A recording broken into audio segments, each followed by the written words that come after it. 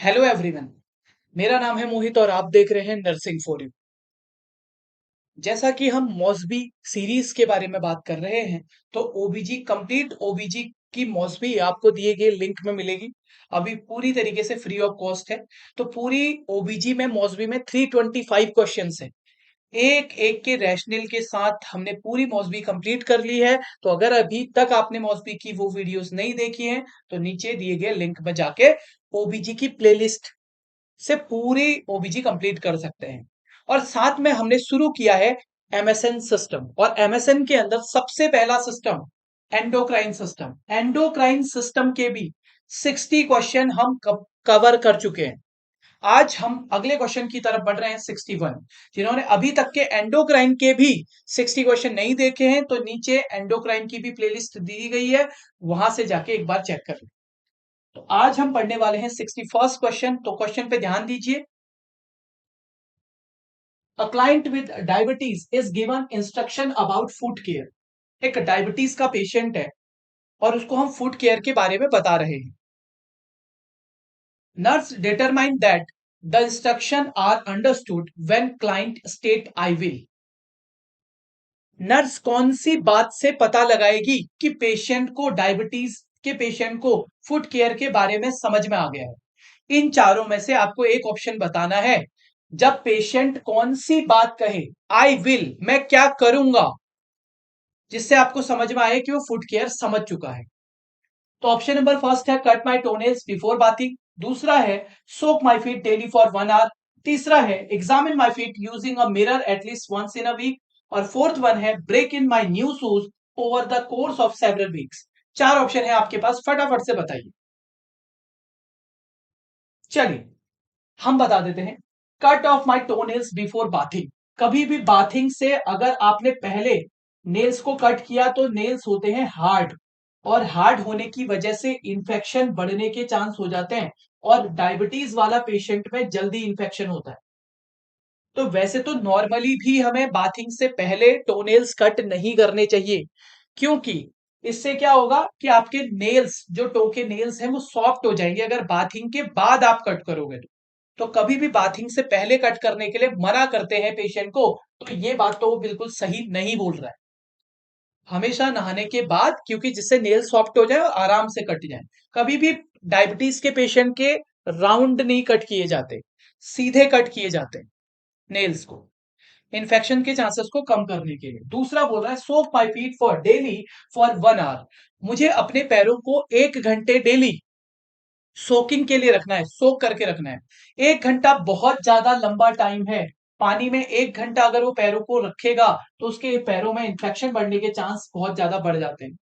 मैरिशेशन ज्यादा हो सकता है, जिसकी वजह से इंफेक्शन ज्यादा हो जाता है। तो 1 घंटे तक सोक करना भी ठीक नहीं है। सोक करना चाहिए फॉर द 3 मिनट, 5 मिनट तक सोक करना इनफ है। Next, examine the feet using a mirror at least 1 week. वो कह रहे हैं कि कम से कम मुझे हफ्ते में एक बार अपने पैरों को चेक करना चाहिए मिरर में। तो ये एक हफ्ते का टाइम बहुत ज्यादा होता है। एक हफ्ते तक तो पेशेंट को गैंग्रीन हो सकता है, इन्फेक्शन बढ़ सकता है। तो हम डेली चेक करने के लिए बोलते हैं डायबिटीज के पेशेंट को, ना कि 1 वीक में। तो इसीलिए ये आंसर भी गलत है। तो सर सही आंसर क्या है? Break in my break in my new shoes over the course of several weeks. अगर बहुत लंबे टाइम से वो शूज पहन रहा है तो बीच में ब्रेक लेना है, ऐसा क्यों?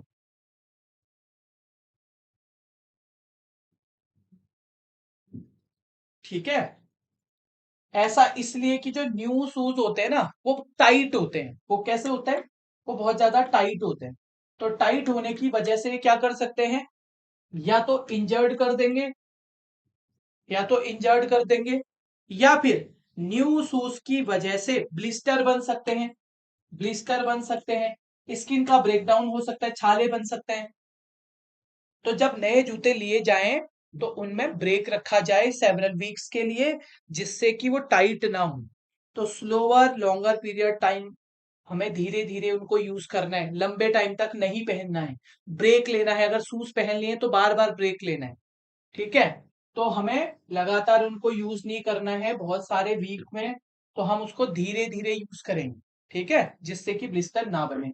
ये वाली बात बिल्कुल सही कह रहा है, तो सही आंसर होगा ऑप्शन नंबर 4। चलिए, ये था 61 क्वेश्चन। अब नेक्स्ट की तरफ चलते हैं। ये है क्वेश्चन नंबर 62। ये है question number 62। The nurse identified that dietary teaching providing for a client diabetes is understand when the client state my diet। अब पेशेंट किसी डायबिटीज वाले पेशेंट को बता रही है, सॉरी, नर्स किसी डायबिटीज वाले पेशेंट को बता रही है कि डायबिटिक डाइट क्या होनी चाहिए। नर्स ने बता दिया, अब वो पेशेंट से पूछ रही है बताओ, तो पेशेंट इनमें से कौन सी सही बात बोल रहा है अपनी डाइट के बारे में, अपनी डाइट के बारे में कौन सी सही बात डाइट बोल रहा है। पहली बात, should be rigidly control to avoid emergencies. आपको, मेरे को अब मेरी डाइट रिजिडली फॉलो करनी है, मतलब नहीं खाना, नहीं तो नहीं खाना, ऐसा करना है। Can be planned around the wide variety of commonly use.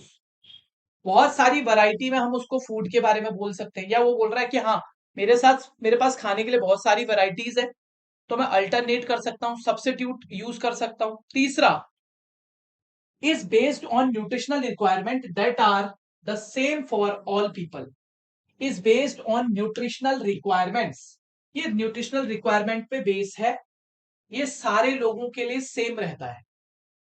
और चौथा, must not include eating any combination dishes and processed food. उसमें ईटिंग में कभी भी कॉम्बिनेशन डिशेस नहीं होनी चाहिए और प्रोसेस्ड फूड नहीं होनी चाहिए। तो इसका सही आंसर क्या होगा?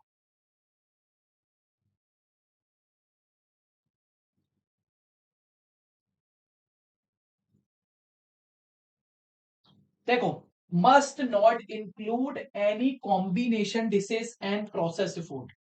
हम डायबिटीज वाले पेशेंट को बोलेंगे कि आपको इंक्लूड नहीं करना है, कॉम्बिनेशन ऑफ फूड नहीं खा सकते आप, मतलब खिचड़ी नहीं खा सकते, वो भी तो कॉम्बिनेशन ऑफ फूड है। तो बहुत सारे कॉम्बिनेशन में फूड नहीं खा सकते और प्रोसेस्ड फूड नहीं खा सकते, ऐसी कोई भी बात नहीं बोली जाती। पेशेंट को हम बोल सकते हैं हाँ, आपने हाई ग्लूकोज वाली डाइट नहीं लेनी है, पर हम ये नहीं बोल सकते कि कॉम्बिनेशन या प्रोसेस्ड वाली फूड ना लो आप। दूसरा, is based on nutritional requirement that are same for all people.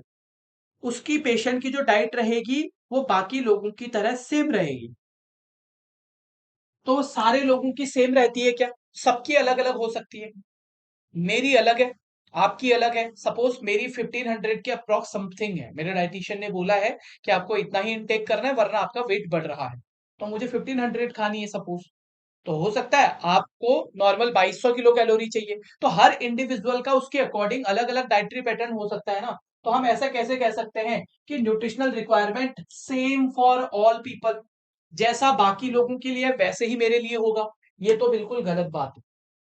और the first one, it should be rigidly control. मेरे को बहुत ही मतलब स्ट्रिक्ट हो जाना है कि मैं इसी डाइट, यही डाइट फॉलो करूंगा, जिससे कि अवॉइड किया जा सके इमरजेंसी को। ऐसा पॉसिबल नहीं है। हम ऐसा पेशेंट को भी नहीं बोलते कभी भी, क्योंकि पेशेंट को आप रिजिट कर दोगे फिर वो सारी चीजें खाने लगेगा। आप उसे अल्टरनेटिव बता सकते हो, ठीक है ये वाली चीज नहीं है तो आप ये वाली खा सकते हो, ये वाला नहीं पसंद आपको तो ये वाली खा सकते हो, आपको उसके अल्टरनेटिव बताने पड़ेंगे। पर पेशेंट को एक ही डाइट पे रिजिट करना इज नॉट करेक्ट। सही क्या होगा? Can be plant around a wide variety of commonly use food. उसे अपने आसपास देखना पड़ेगा, बहुत सारे फूड हैं जिनमें कार्बोहाइड्रेट या ग्लूकोज की मात्रा कम है। उन फूड्स को क्या एक ही चीज फूड खाने के लिए बोलेंगे? नहीं, वाइड वैरायटी ऑफ फूड्स है। उसको बोलेंगे हाँ, मीठा कम खाना, ग्लूकोज वाली चीजें कम खाना, पर बाकी बहुत सारी चीजें हैं। तो इसीलिए option number 2 is the correct answer. Wide variety of foods हम यूज करने के लिए बोलेंगे। नेक्स्ट वन, नेक्स्ट देख लीजिए, क्वेश्चन है।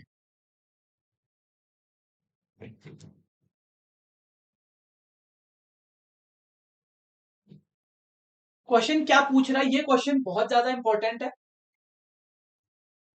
एक डॉक्टर साहब ने 36 यूनिट ऑफ एनपीएच इंसुलिन दी है और 12 यूनिट रेगुलर इंसुलिन दी है। तो नर्स ने प्लान किया इन दोनों ड्रग को एक ही सिरिंज में देना है। Identify the steps in the procedure by listing the numbers by each picture next to step below priority order. तो सबसे पहले वो क्या करेगी? यहाँ पे आपको चार ऑप्शंस दिए गए हैं, आपको दिख नहीं रहे होंगे, मैं ट्राई करता हूं आपको ये विजिबल हो जाए। एक मिनट।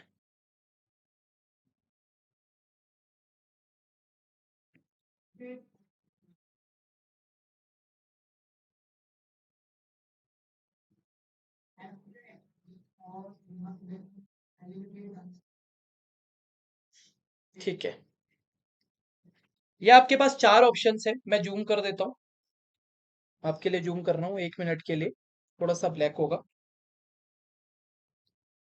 ये चार ऑप्शन हैं, इनमें से फर्स्ट क्या करोगे आप? सबसे पहला क्या लिखा हुआ है? Inject air into NPH dose. पहले ये बोल रहा है कि एनपीएच वाली वाइल में हम डालेंगे, एनपीएच वाली वाइल में हम एयर डालेंगे, ठीक है। दूसरा यहाँ पे लिखा है रेगुलर इंसुलिन बोतल withdraw the regular insulin dose. हम यहाँ पे रेगुलर इंसुलिन ले लेंगे, सीधे आपको दिख रहा होगा डायग्राम में, डायग्राम में आपको दिख रहा होगा कि पहले हम एनपीएच में हवा भरेंगे, दूसरे में हम रेगुलर इंसुलिन ले लेंगे, फिर तीसरे में हम रेगुलर डोज, रेगुलर इंसुलिन के अंदर हम एयर फिल करेंगे, और चौथे में एनपीएच इंसुलिन ले लेंगे। क्या बोल रहा है? सबसे पहले एनपीएच में एयर, दूसरा रेगुलर इंसुलिन ले लेंगे, तीसरा रेगुलर इंसुलिन में एयर भर लेंगे, और चौथा एनपीएच इंसुलिन ले लेंगे। तो इसका आंसर क्या होगा? ऑप्शन 1 2 3 4 में से सबसे पहले क्या है? सबसे पहले तो हमेशा और हमेशा जब भी इंसुलिन लिया जाता है तो एनपीएच में एयर ही फिल किया जाता है। सबसे पहले हम इंसुलिन लेते हैं और एनपीएच वाली वाइल में हम क्या भर देते हैं? इसमें एयर भर देते हैं, एयर, सबसे पहले एयर। तो पहला आंसर तो होगा एयर। दूसरा, तुरंत रेगुलर इंसुलिन नहीं निकालते, दूसरा हम क्या करते हैं? दूसरा, फिर हम एयर फिल करते हैं किसके अंदर? रेगुलर वाइल के अंदर।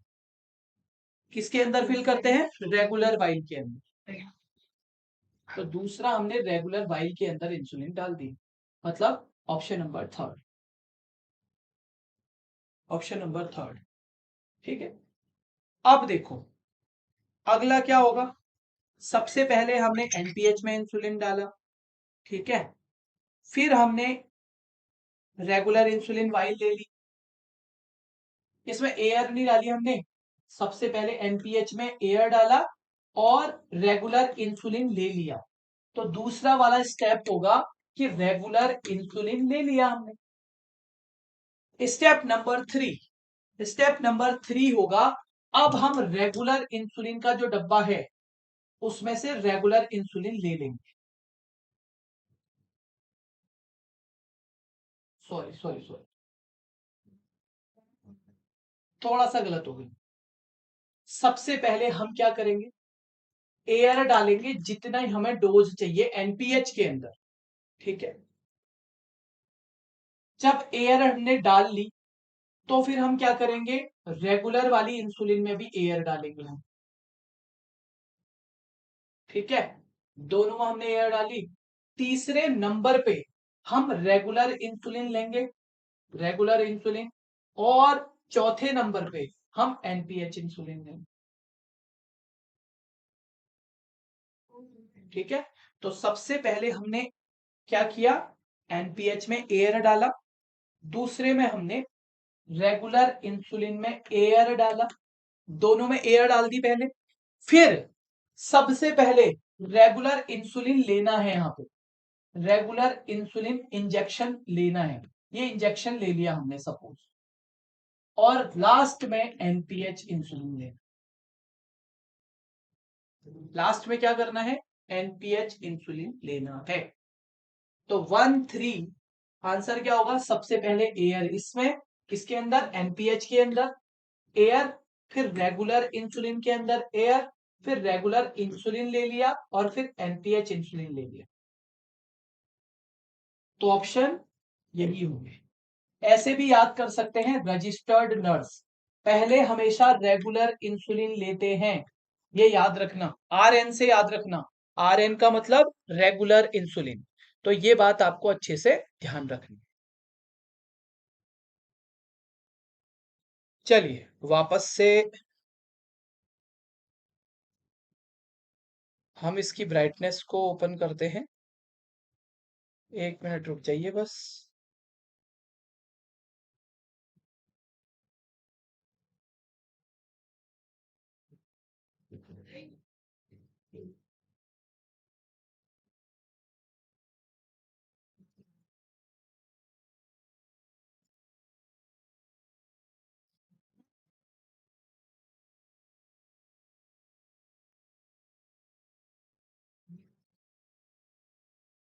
ओके,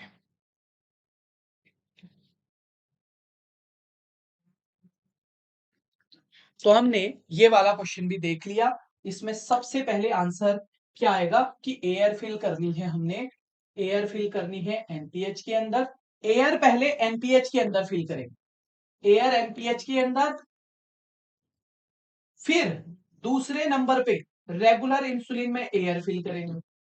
पर जब इंजेक्शन लेने की बारी आएगी तो सबसे पहले रेगुलर इंसुलिन लिया जाएगा, देन एनपीएच इंसुलिन लिया जाएगा। तो स्टेप नंबर फर्स्ट में एयर आएगी, एयर भरेंगे किसमें, एनपीएच में। स्टेप नंबर 2 में हम एयर फिल करेंगे किसके अंदर, रेगुलर इंसुलिन के अंदर। फिर लेकिन जब इंसुलिन लेने की बारी आएगी तो रेगुलर इंसुलिन पहले लिया जाएगा और फिर दूसरा इंसुलिन कौन सा था, एनपीएच वाला इंसुलिन तब लिया जाएगा। तो इस तरीके से ये इंजेक्शन फिल किया जाएगा। चलिए अगले सवाल की तरफ बढ़ते हैं।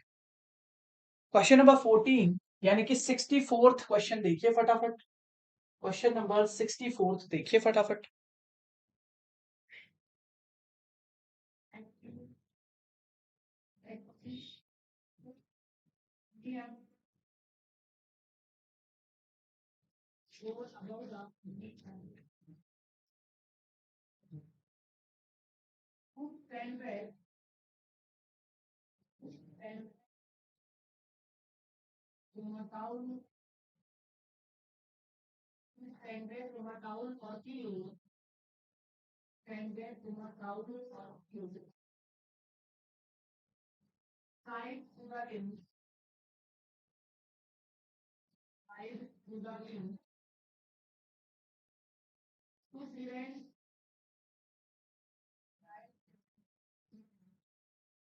चलो क्या क्वेश्चन पूछना चाह रहा है यहाँ पे, देखो ध्यान से। A nurse is caring for several client with type 1 diabetes and they each have a prescription for a specific type of insulin. Which insulin does the nurse conclude has the fastest onset of action? ये question बहुत important है। इनमें से कौन से insulin का fastest action होगा?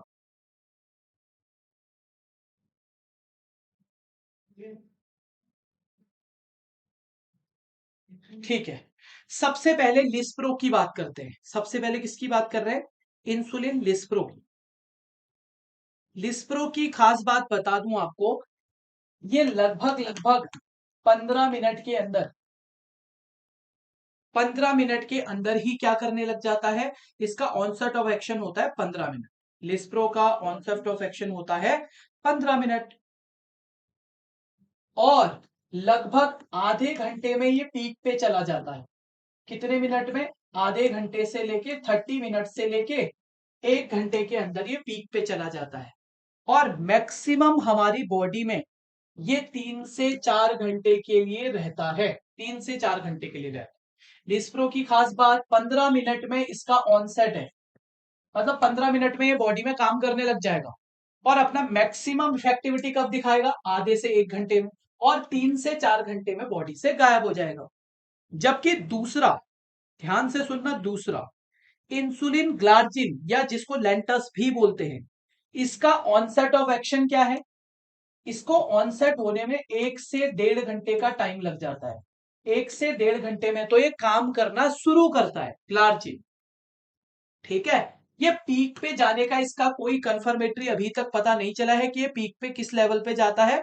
और आपकी बॉडी में टोटल ड्यूरेशन इसका लगभग 20 से 24 घंटे तक रहता है। इंसुलिन ग्लार्जिन के बारे में बता। तीसरा आता है एनपीएच इंसुलिन। एनपीएच इंसुलिन भी लगभग 1.5 घंटे में आपकी बॉडी में एक्ट करना शुरू करता है, 1.5 घंटे में, और लगभग 4 से 5 घंटे में ये पीक पे चला जाता है इसका एक्शन।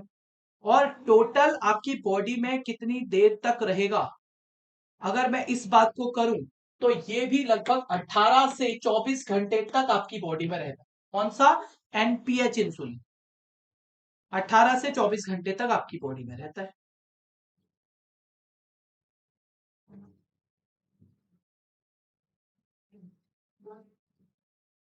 अगला आता है रेगुलर इंसुलिन। ये 30 मिनट में एक्टिवेट होता है। पीक में जाने में इसको 1 से 5 घंटे का टाइम लग जाता है।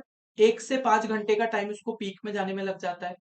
और इसका टोटल ड्यूरेशन बॉडी में कब तक रहेगा? 6 से 10 घंटे तक ये टोटल बॉडी में रहेगा। तो आपको इस क्वेश्चन से सीखने को क्या मिल रहा है कि भैया ये इंसुलिन, ये पूछ रहा है सबसे फास्ट एक्शन कौन करेगा। तो ये वाला 15 मिनट में, ये वाला 1.5 घंटे में, ये भी 1.5 घंटे में, ये आधे घंटे में। तो सबसे जल्दी काम कौन कर रहा है? इंसुलिन लिस्प्रो फास्टेस्ट एक्टिंग है इसमें, इसीलिए आंसर क्या जाएगा? Insulin lispro. चलिए अगला क्वेश्चन पढ़ते हैं। अगला क्वेश्चन है, अ client with diabetes states I cannot eat big meals. I prefer snacks throughout the day. मैं छोटे छोटे स्नैक्स खाते रहता हूँ। What information should be the nurse include in a response to the client statement? Client कहता है मैं छोटे छोटे मील खा सकता हूँ, बड़ा मील में एक साथ नहीं खा सकता। तो नर्स को इस बात पे क्या कहना चाहिए? जिस पेशेंट को डायबिटीज है वो ऐसा कह रहा है। तो आपके पास 4 ऑप्शन है, फटाफट से बताइए।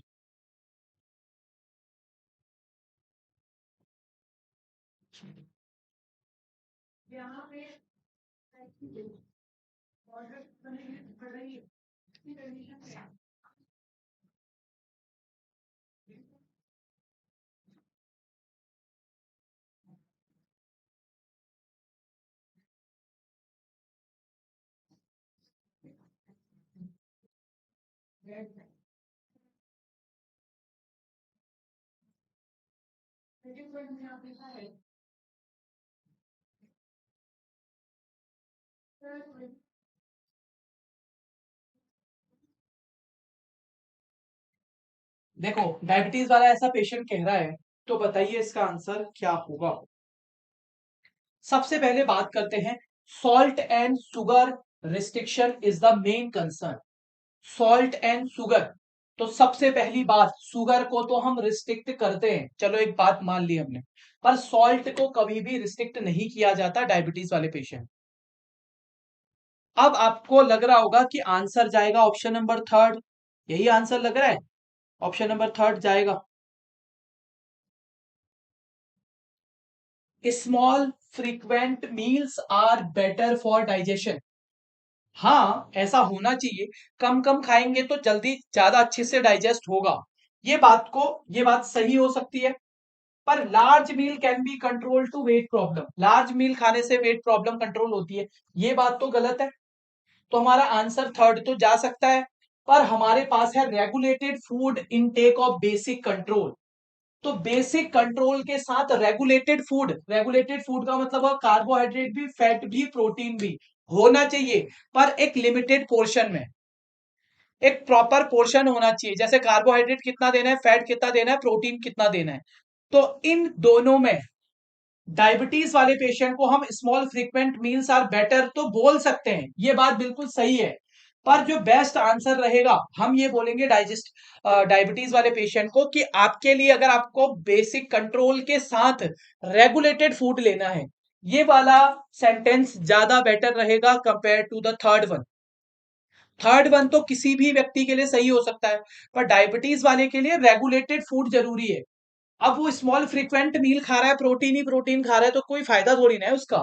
तो इसीलिए regulated food intake is the best control. चलिए नेक्स्ट क्वेश्चन। नेक्स्ट क्वेश्चन है, a nurse is plan an event snacks of meals, crackers and चीज for a client who is receiving NPH insulin. What does these snacks provide? What does these snacks provide? Nurse plan कर रही है evening snacks of meal, cracker और cheese के लिए, जिसको NPH insulin दिया जा रहा है। What does this snacks provide, ये स्नैक्स हम क्यों दे रहे हैं, ये पूछना चाह रहा है। बताइए फिर ये हम क्यों दे रहे हैं।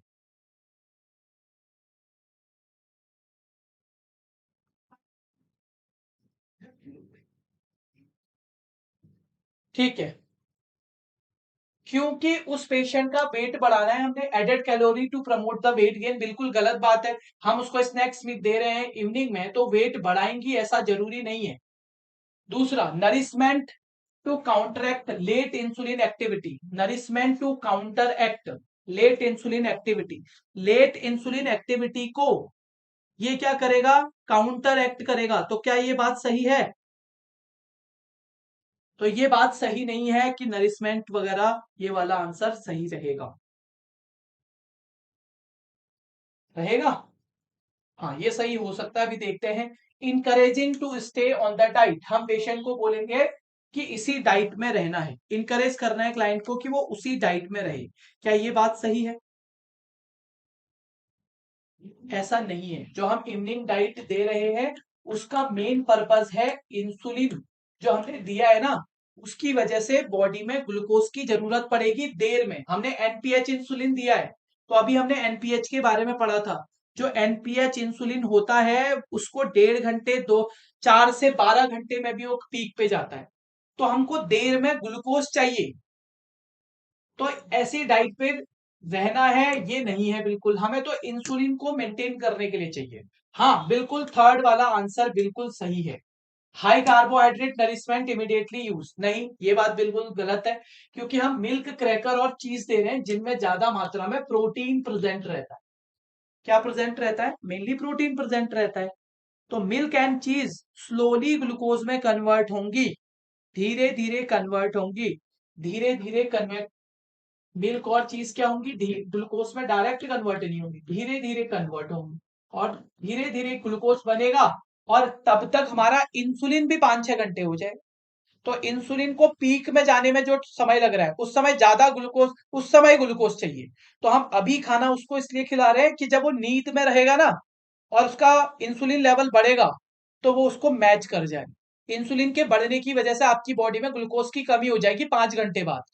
तो सपोज अभी आपने सोते हुए इंसुलिन ले लिया, एनपीएच इंसुलिन, तो इसका इफेक्ट कब आएगा, मेन 4 घंटे बाद। तो 4 घंटे बाद जैसे ही इंसुलिन का इफेक्ट आएगा आपकी बॉडी में ग्लूकोज कम, तो आप हाइपोग्लाइसीमिया में जा सकते हो। इसीलिए पेशेंट को हम क्या करते हैं, सोते वक्त क्रैकर्स, चीज वगैरह खाने के लिए बोलते हैं, जिससे कि जब उसे रात में हाइपोग्लाइसीमिया, उसकी बॉडी को ग्लूकोज की नीड होगी, तब तक ये धीरे धीरे ग्लूकोज भी बन चुका होगा। अचानक से नहीं बढ़ेगा, ऐसे ग्लूकोज नहीं देंगे कि तुरंत बढ़ा देंगे, धीरे धीरे कन्वर्ट होगा मिल्क और चीज और क्रैकर से ग्लूकोज। हाई कार्बोहाइड्रेट डाइट तो नहीं देते हैं। तो सही आंसर क्या होगा, nourishment to the counter act late insulin activity.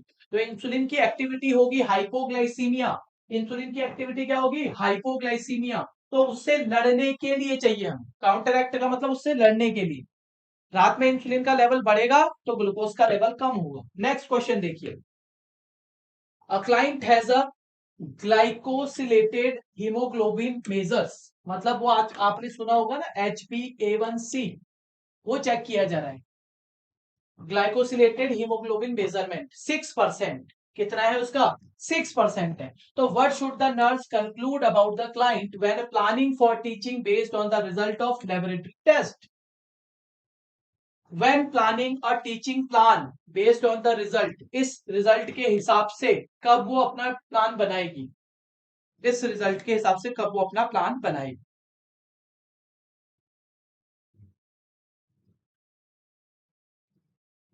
ठीक है, सबसे पहले तो आपको पता होना चाहिए कि ग्लाइकेटेड हीमोग्लोबिन जो HbA1c होता है ना, इसका नॉर्मल लेवल कितना होता है। ठीक है, तो लगभग लगभग 4.5 से 6.5 तक 6.4 तक ये नॉर्मल रेंज रहती है। 4.5 से 6.5 तक नॉर्मल रेंज रहती है। तो सिंपल सी बात ये है कि अगर 6 आ रहा है तो नॉर्मल है पेशेंट, 6 आ रहा है तो क्या है, नॉर्मल है पेशेंट, बिल्कुल सही बात है। तो क्या patient is experiencing a rebound hyperglycaemia? क्या पेशेंट हाइपरग्लाइसीमिया फेस कर रहा है? रीबाउंड हाइपरग्लाइसीमिया को ही सोमगई इफेक्ट बोलते हैं। तो कभी हम किसी लेक्चर में पढ़ेंगे सोमगई इफेक्ट के बारे में। Is experiencing rebound hyperglycaemia? नहीं, पेशेंट का तो नॉर्मल में है ब्लड ग्लूकोज लेवल 6% मतलब नॉर्मल है। दूसरा,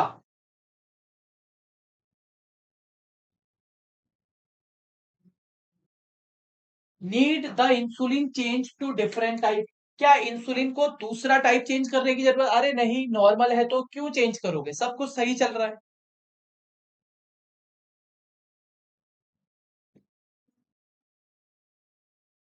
अब देखो, चौथा वाला देखो, requires further teaching regarding nutritional guidelines. क्या हमें उसे फर्दर टीचिंग देनी चाहिए?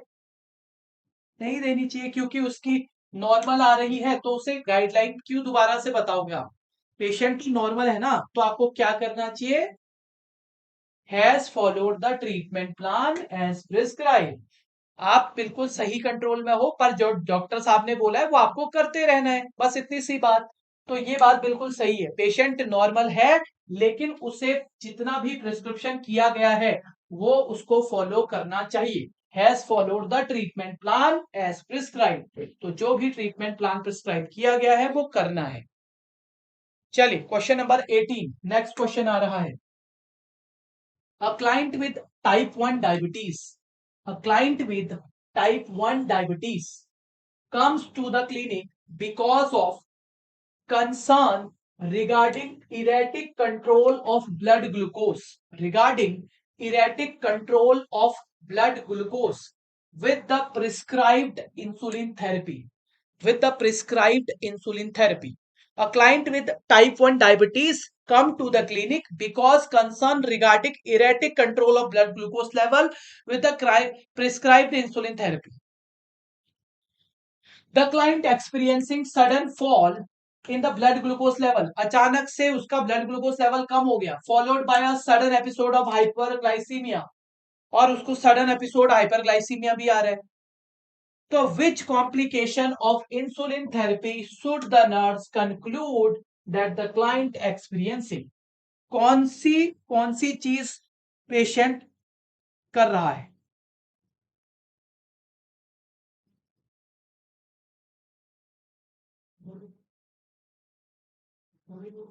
इसका मतलब समझ रहे हो ये क्या कहना चाह रहा है?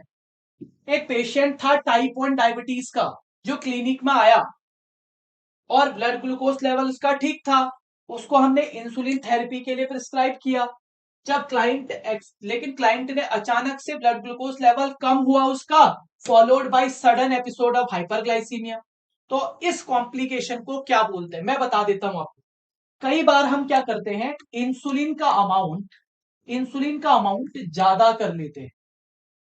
तो ज्यादा इंसुलिन लेने की वजह से क्या होता है, ध्यान देना, ज्यादा इंसुलिन लेने की वजह से क्या होता है, बॉडी क्या करती है, पेशेंट को हाइपोग्लाइसीमिया कर देती है, हाइपोग्लाइसीमिया कर देती है। अगर ज्यादा इंसुलिन लिया तो डायबिटीज का पेशेंट कौन सी चीज में चला जाएगा, हाइपोग्लाइसीमिया में।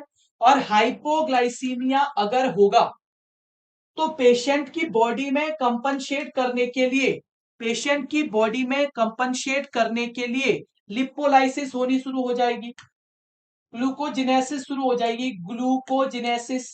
ग्लूकोजिनेसिस का मतलब होता है ग्लूकोज को बनाना, बहुत ज्यादा ग्लूकोज बनने लगेगा, ग्लाइकोजन ग्लूकोज में कन्वर्ट होने लगेगा, और ग्लूकोज बढ़ने की वजह से पेशेंट का ग्लूकोज लेवल बढ़ जाएगा। और यही इस कहानी को बोलते हैं रीबाउंड हाइपरग्लाइसीमिया।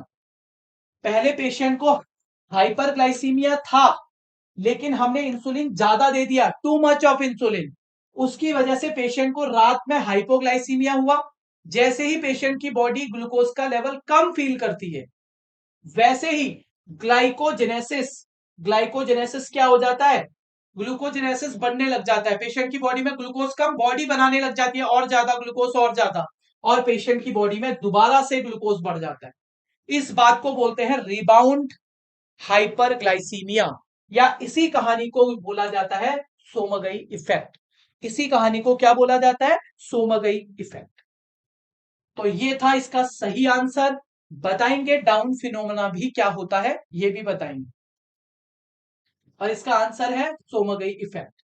नेक्स्ट, अगला क्वेश्चन देखिए। A nurse is formulating a teaching plan for a client recently diagnosed with type 2 diabetes. What intervention should the nurse include that decrease the risk of complication? Select all, apply. Teaching plan बनाया जा रहा है एक patient के लिए जो कौन से टाइप का है? टाइप 2 डायबिटीज वाला है। टाइप 2 डायबिटीज वाला। तो कौन सा intervention should the nurse include जो कि रिस्क को डिक्रीज करेगा? Select all apply. इनमें से सेलेक्ट ऑल अप्लाई करके बताइए फटाफट। डायबिटीज को के रिस्क को कौन कम करेगा?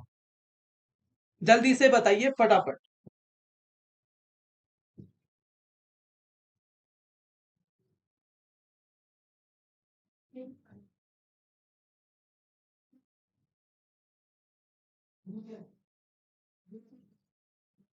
देखो, डायबिटीज वाले पेशेंट को पहली बात तो कभी भी powder in the fifth up, कभी भी उसे पाउडर ऑयल ऐसे कोई मॉइस्चराइजर यूज करने के लिए नहीं बोलते हैं, क्योंकि आपने पाउडर वगैरह डालने के लिए बोला तो उसकी वजह से फंगल इन्फेक्शन या कोई सा भी इन्फेक्शन बढ़ने के चांस हैं। तो ये तो कभी भी कॉम्प्लिकेशन से नहीं बचाएगा। चौथा वाला आंसर तो बिल्कुल गलत, पाउडर ऑयल वगैरह कुछ नहीं डाल, हाँ मॉइस्चराइजर यूज कर सकते हैं, पर पाउडरिंग करना क्या करता है? फंगल इन्फेक्शन को बढ़ाता है। ओके। और visiting the health care provider weekly, हर वीक डॉक्टर के पास जाना है ऐसा जरूरी नहीं है। आप खुद से केयर करो, डॉक्टर के पास हर वीक जाने की जरूरत नहीं है। Testing the bath water with the toes before bathing. Testing the bath water, bath water को टेस्ट करना चाहिए पहले, ये बोल रहा है। क्या जरूरी है? क्लाइंट विद द डायबिटीज, जो डायबिटीज वाला पेशेंट है, ठीक है, उसको ज्यादातर सेंसेशंस कम फील होते हैं, तो उसे हम नहीं बोल सकते ये बात। डायबिटीज वाले पेशेंट को ज्यादातर पेरिफेरल न्यूरोपैथी होती है, तो हम उसे चेक करने के लिए नहीं बोलते हैं, और वो सही से चेक भी नहीं कर पाते हैं। कई बार पेशेंट को फील ही नहीं होता है, मतलब उनके सेंसेशन लॉस हो जाते हैं। पता है आपको, जो डायबिटीज वाले पेशेंट हैं उनको पेरिफेरल न्यूरोपैथी होती है, मतलब हाथ पैरों के सेंसेशन उनके कम हो जाते हैं। तो अगर हमने बोला पेशेंट को वाटर चेक करना अपना पहले नहाने से पहले, पेशेंट ने चेक किया, उसे सेंसेशन फील ही नहीं हुआ, लेकिन पानी खौलता हुआ था और उसने उड़ेल दिया अपने ऊपर, तो पेशेंट को दिक्कत हो सकती है। तो testing bath water with the toes before bathing is not correct for the diabetic patient. So what is correct? अपने फीट को डेली चेक करना है, पहले भी बताया था। Wearing well fit shoes, tight shoes नहीं पहनने और बहुत ढीले शूज भी नहीं पहनने, वेल फिटेड सूट पहने, क्योंकि टाइट पहन लिए तो ब्लिस्टर बनेंगे, इन्फेक्शन होगा। और डेली एक्सरसाइज करनी है जिससे कि ग्लूकोज लेवल कंट्रोल में रहे। तो 1, 2 and 3 is the correct answer. And the last one is which is an independent nursing action, which is an independent nursing action that should be included in plan of care for the client after an episode of ketoacidosis। तो independent nursing action कौन सा होगा जिसको nurse ने अपने plan में include करना चाहिए जब पेशेंट को क्या आ रहे? एपिसोड, पेशेंट को कीटोएसिडोसिस के एपिसोड आए तो उसके बाद नर्स को क्या करना चाहिए? This is the question.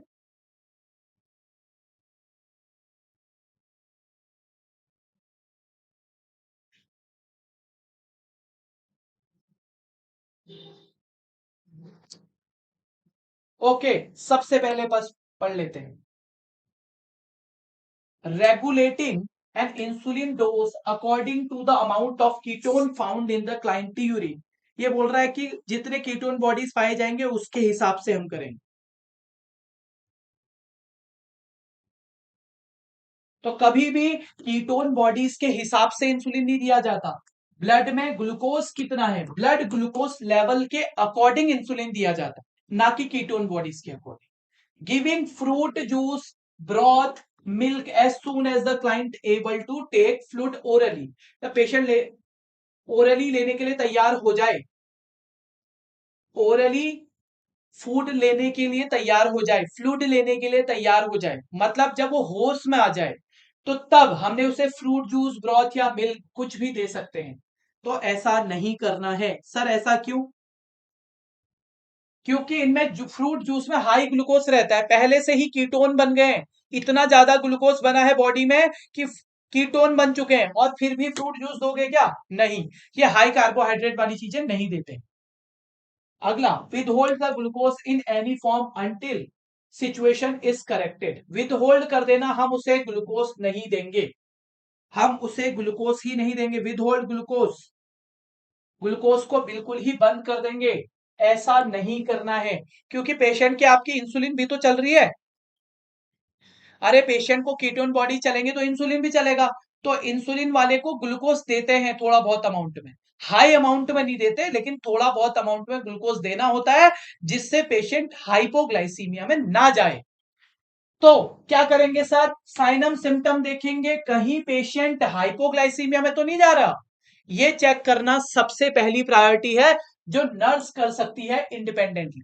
Nurse का काम है, अगर किसी को कीटोन बॉडीज चल रहे थे या कीटो एसिडोसिस हुआ है तो डेफिनेटली उसको इंसुलिन चली होगी, और इंसुलिन चली है तो उसको हाइपोग्लाइसीमिया होने के चांस हैं। तो नर्स का काम है ध्यान से मॉनिटर करना, कहीं हाइपोग्लाइसीमिया तो नहीं हो रहा पेशेंट को, ट्रीटमेंट के रिजल्ट की वजह से, मतलब इंसुलिन देने की वजह से कहीं पेशेंट हाइपोग्लाइसीमिया में तो नहीं जा रहा।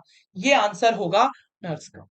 आज का एक क्वेश्चन मैं आपको देके जा रहा हूं, अगला ऑप्शन आपके सामने है, इस क्वेश्चन का आंसर आपने कमेंट में बताना है, और अगली क्लास में हम इसके बारे में बात करेंगे। अगली क्लास में मैं इसका आंसर बताऊंगा। आज के लिए आपके क्वेश्चन है, फटाफट से देखिए। A client with type 1 diabetes has above the knee amputation, उसका अबव द नी एम्पुटेशन कर दिया गया है because several lower extremities arterial disease, उसको आर्ट्रियल डिजीज हो गई थी, नीचे की आर्टरीज वगैरह ब्लॉक हो गई थी, या वहां पे इंफेक्शन हो गया था, गैंग्रीन हो गया था। तो नर्स की प्राइमरी रिस्पॉन्सिबिलिटी क्या है? 2 days after the surgery, when client preparing for eat to dinner, और जब क्लाइंट डिनर करने के लिए तैयार हो जाएगा 2 दिन बाद, सर्जरी के 2 दिन बाद,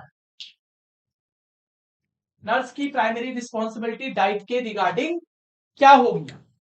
आपके ये 4 ऑप्शंस हैं, अच्छे से पढ़ लीजिए, और अगले कमेंट सेक्शन में मुझे आंसर डेफिनेटली बताइएगा। Thank you all of you.